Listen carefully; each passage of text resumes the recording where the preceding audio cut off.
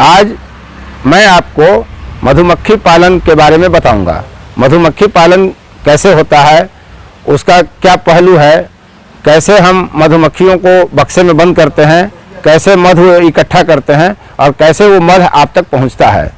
आज जब आपको देख रहे हैं कि कोरोना के संकट के काल में इम्यूनिटी पावर बढ़ाने के लिए हर प्रयास किया जा रहा है, कई तरह के आयुर्वेदिक दवाएं ली जा रही हैं, घरेलू नुस्खे आजमाए जा रहे हैं। ऐसे में मध को बहुत बड़ा इम्यूनिटी बूस्टर माना जाता है। तमाम तरह की बीमारियों में मध इस्तेमाल होता है। आज मैं आपको मध की खेती के बारे में ही बताऊंगा। मधुमक्खी चूंकि हमला कर सकते हैं, खतरा है, इसलिए मैं पहले मास्क लगा रहा हूं ताकि चेहरे पर कोई समस्या ना आए। मैं आपके सामने अब मास्क पहन रहा हूं जो हमें इन लोगों ने उपलब्ध कराया है ताकि मधुमक्खियों का हमला न हो सके।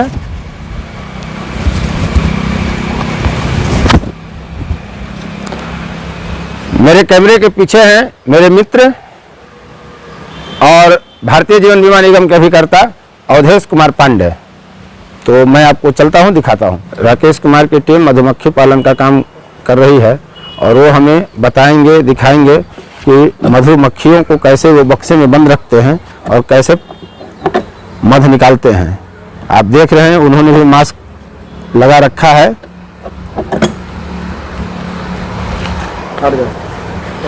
उन्होंने अपने सहकर्मी को बताया कि वो हट जाएं।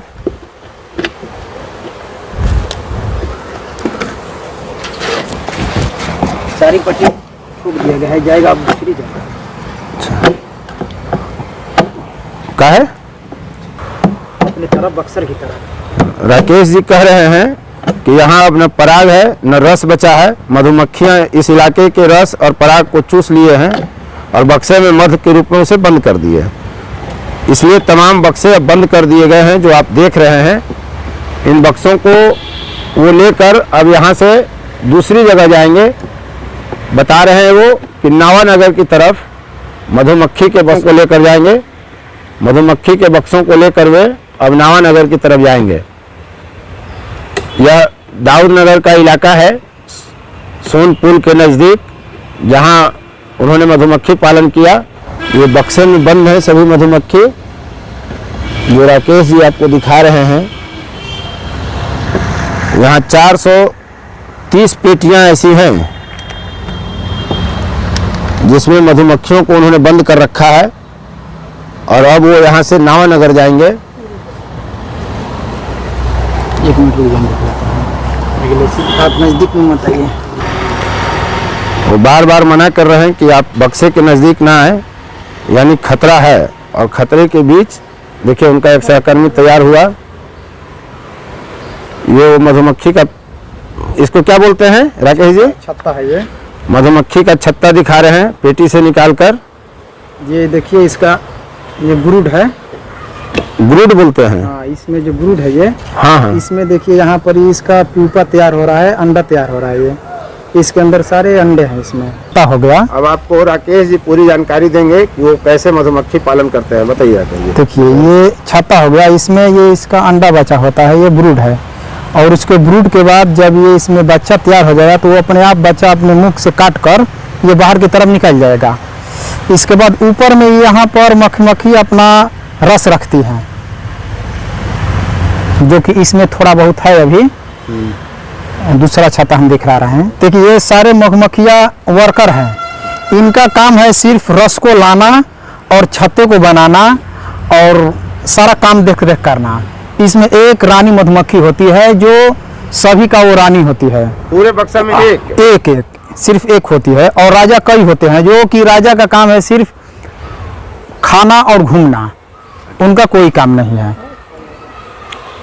तो हम रानी मधुमक्खी इकट्ठा कर मध इकट्ठा करती है? नहीं, रानी मधुमक्खी का सिर्फ काम है अंडा देना। अच्छा। वो प्रतिदिन 2000 अंडे देती है एक रानी मक्खी जी।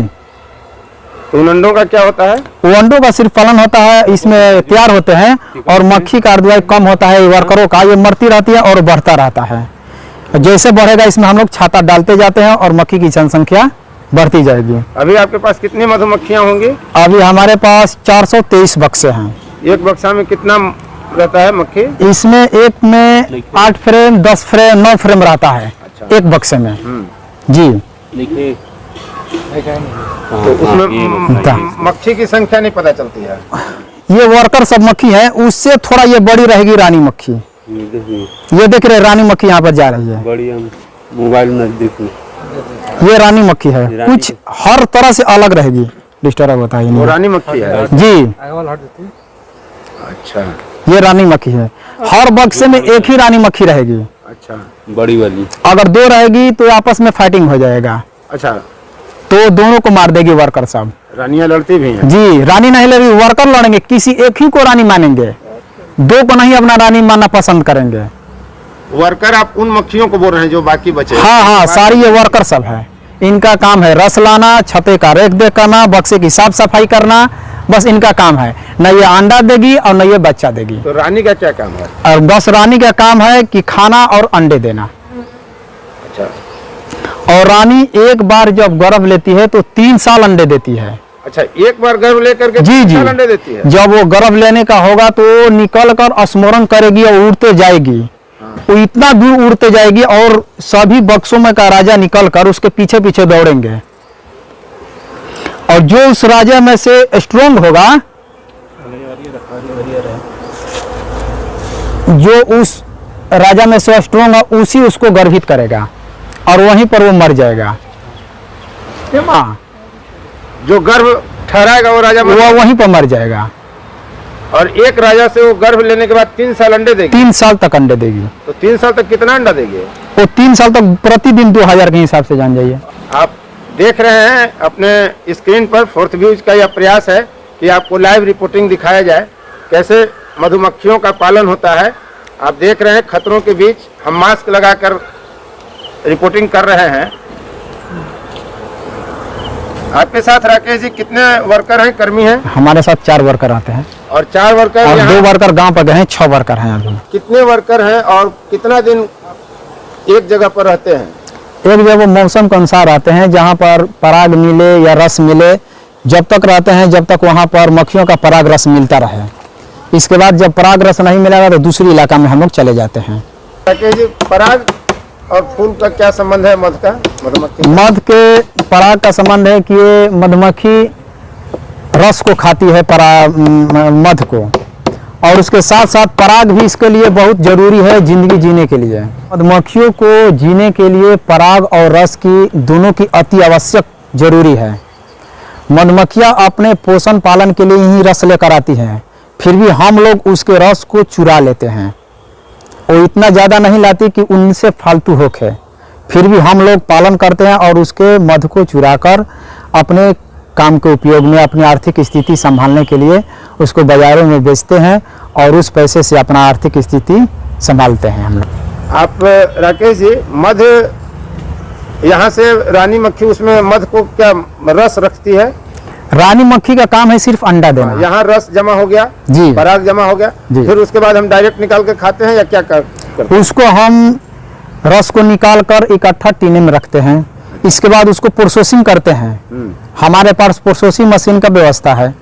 उसको प्रोसेसिंग करके हमारे जिले में प्रोसेसिंग मशीन का से प्रोसेसिंग करते हैं। इसके बाद जो भी व्यक्ति का जरूरत होता है, इसको किलो के 2 किलो 3 किलो जिसकी जितनी जरूरत होती है उसको इसके हिसाब से हम लोग देते हैं। तो मध बेचते हैं कि कितना भाव रहता है मध का? मध का भाव हम लोग पहले डाबर को बेचते थे तो 150 140 रुपया केजी के हिसाब से वो लेते थे। अच्छा, तो हम लोग अपने वहाँ जिले के डीएम ने हम लोगों का प्रोत्साहित किया, इसका बक्सर जिला। अच्छा, तो वहाँ पर प्रोसेसिंग प्लांट बैठाया गया है राजपुर में। बक्सर के राजपुर जी में जी जी, हाँ, उसमें हम लोग अपना मध लेकर जाते हैं, कुछ किराया देकर उनको, और प्रोसेसिंग कराते हैं। और प्रोसेसिंग कराकर उसको 200 के किलो के भाव में मार्केट में बेचते हैं। अच्छा, 200 रुपए किलो बाजार में? हाँ हाँ। सिर्फ मध बिकता है या कुछ उसका सिर्फ मध साइड प्रोडक्ट होता है? बस सिर्फ मध बेचते हैं। उससे मोम वगैरह भी निकलने? नहीं, मोम तो अपने उपयोग में हम लोग लाते हैं, छाता होता है कुछ संभालने के लिए। अच्छा, मोम नहीं बेच पाते? नहीं नहीं नहीं। तो पूरे अथी में, मतलब आपकी जानकारी में, एक बार आप कहीं खेत पर गए किसी इलाके में, तो वहाँ रस इकट्ठा करने के बाद कितना दिन का पूरा प्रोसेस हो जाता है जब मध खाने लायक आप दे पाओ? सीजन में 2 महीने के लिए, जैसे सरसों के सीजन में हम लोग जाते हैं अब बक्सर जिला की तरफ, तो वहाँ पर दिसंबर से लगाई मार्च तक हम लोग शहद निकालते हैं। कब कब मध हो, किस किस चीज का पराग आप लोग इकट्ठा करते हैं? पराग हम लोग इकट्ठा नहीं है, पराग अपने मक्खी खाने के लिए इकट्ठा करती है। अच्छा, पराग से हम लोगों को कुछ भी लाभ नहीं होता है, सिर्फ मक्खी के लिए पराग इकट्ठा किया जाता है और पराग मक्खी खाता करती है। जी आप उसका रस निकालते हैं? जी जी जी। तो रस किस किस चीज का आप लोग लेते हैं? रस हम लोग लेते हैं सरसों का लेते हैं, यहाँ पर झारखंड में अथी का करंज का लेते हैं। अभी जो करंज का वहाँ पर मध निकल रहा है, अब सीजन उसका ख़त्म हो गया, तो इसके बाद हम लोग अक्टूबर के बाद अपनी बक्सर जिला में चले जाएंगे सरसों के लिए। इसके बाद सरसों में लेने के बाद मार्च महीने में चला जाएगा मुजफ्फरपुर लीची में। अच्छा, और लीची में लेने के बाद हम लोग का सीजन ऑफ हो जाता है। इसके बाद एक साल में 3 जगह आप जी लोग जी जाते हैं। जी, इसके बाद हम लोग मक्खी को बैठाकर चीनी पिलाते हैं और वहाँ पर ले जाते हैं जहाँ पर पराग मिले। जैसे हम लोग हैं? पराग मिले चीनी खिलाते हैं घोल बनाकर, अच्छा, जिंदा रहने के लिए। उसको चीनी खिलाया जाता है? जी, और लेकर वहाँ पर माइग्रेशन लेकर जाते हैं कि जहाँ पर उनको पराग मिले, क्योंकि हम लोग की पराग उसको नहीं दे पाते हैं। तो हम लोग लेकर दाऊदनगर उसी वजह से लेकर आए कि यहाँ पर तरकुल जो है यहाँ पर उसको पराग मिले, ताड़का। और इसके बाद हम लोग उसके रस के बदले में चीनी का घोल देते हैं, फिर चाशनी, जो कि चाशनी कहा जाता है, उसको पिलाते हैं। जी। राकेश जी बहुत बहुत धन्यवाद, आपने पूरा मध का प्रोसेस बता दिया। और इससे आर्थिक लाभ लगभग आपको कितना होता होगा? इससे आर्थिक लाभ हम लोग को साल में 6 लाख 7 लाख 8 लाख फायदा होता है। 430 पेटी से जी 6-7 लाख रुपए का व्यवसाय हो जाता है। हाँ, हाँ। वो लाभ हो जाता है, सारा खर्च काट करते हैं। सारा उसमें खर्च भी होता है ना भी, अच्छा, तो इसमें सब खर्च काट कर 5 लाख मैक्सिमम बच जाता है। जो ओरिजिनल अगर मध मिल जाए तो सेहत के लिए बहुत फायदेमंद होता है।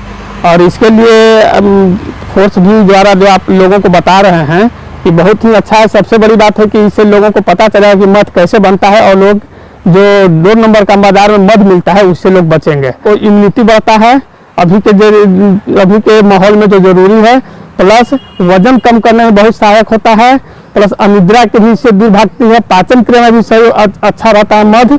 इसलिए हर आदमी को कम से कम मध का उपयोग जरूर करना चाहिए। लेकिन डायबिटीज वाले को मध समस्या भी खड़ा करता है, इसलिए इसका ज़्यादा उपयोग डायबिटीज वाले न करें तो अच्छा है। ये मध को अनिद्रा के लिए भी अच्छा है और वजन कम करने के लिए तो अच्छा है ही। इसको सुबह में गर्म पानी में हल्का में 1 चम्मच मध लेकर पीने से बहुत ही फायदा पहुंचाता है। और रात में सोने के पहले अगर मध लिया जाए तो अनिद्रा के भी रोग दूर होता है, प्लस पाचन क्रिया भी सही रखता है।